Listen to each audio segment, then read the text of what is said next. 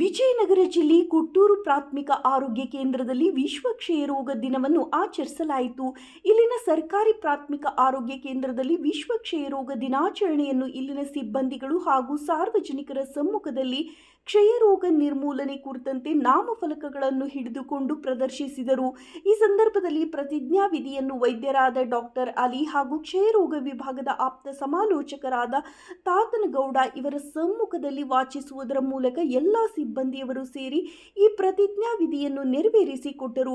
2030ಕ್ಕೆ ಭಾರತವು ಕ್ಷಯರೋಗ ಮುಕ್ತ ರಾಷ್ಟ್ರವಾಗಬೇಕು ಎಂಬುವ ಆದೇಶವನ್ನು ವ್ಯಕ್ತಪಡಿಸಿದರು. ಈ ಸಂದರ್ಭದಲ್ಲಿ ವೈದ್ಯರಾದ ಡಾಕ್ಟರ್ ಕರ್ಣಂ, ಶಿಶು ವೈದ್ಯರಾದ ಡಾಕ್ಟರ್ ಸೋಮಶೇಖರ್, ದ್ವಿತೀಯ ದರ್ಜೆ ಸಹಾಯಕರಾದ ಅರ್ಚನಾ, ಸೂಪ್ರಿಡೆಂಟ್ ನಾಗೇಶ್ ಇನ್ನಿತರರು ಉಪಸ್ಥಿತರಿದ್ದರು. ವರದಿ Prakash TM, BSP news, Vijayanagara ಜಿಲ್ಲೆ, ಕೊಟ್ಟೂರು. ಬದನಾಗ ಸರ್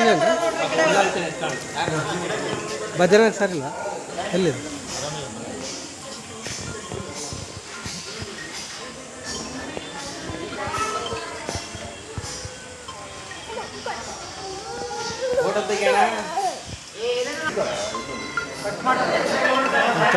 ಫೋನ್ ಕಟ್ ಮಾಡ ಹಬ್ಬದ ಅಂಗವಾಗಿ ಇದನ್ನು ಆಚರಣೆ ಬಂದಿದೆ. ಇದೇ ರೀತಿ ಪ್ರತಿ ವರ್ಷಕ್ಕೂ ಆಚರಿಸುತ್ತೆ. ಅದರಲ್ಲಿ ಈ ವರ್ಷದ ನಾವೊಂದು ಘೋಷವಾಕ್ಯ ಅಂತ ಇರುತ್ತೆ.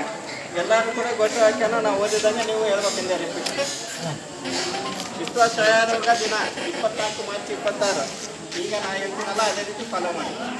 ಹೌದು, ಭಾರತದ ನೇತೃತ್ವದಲ್ಲಿ ಜನರ ಶಕ್ತಿಯೊಂದಿಗೆ ನಾವು ಕ್ಷಯರೋಗವನ್ನು ನಿರ್ಮೂಲನೆ ಮಾಡಬಹುದು ಅಂತ ನಾವೆಲ್ಲರೂ ಸೇರ್ಕೊಂಡ್ಬಿಟ್ಟು ಈ ಕ್ಷಯರೋಗವನ್ನು ಸೋಲಿಸಬೇಕು. ಆಮೇಲೆ 2030 ಪೂರ್ತಿ ಕ್ಲೀನಾಗಿ ಇಂಡಿಯಾ 320 ವರ್ಕ್ ಪ್ಲೇಸಸ್ ಅಂತ ಆಗಬೇಕು ಅಂತ ನಮ್ಮೆಲ್ಲರ ಧ್ಯೇಯ ಮತ್ತು ಗುರಿ ಇರುತ್ತೆ.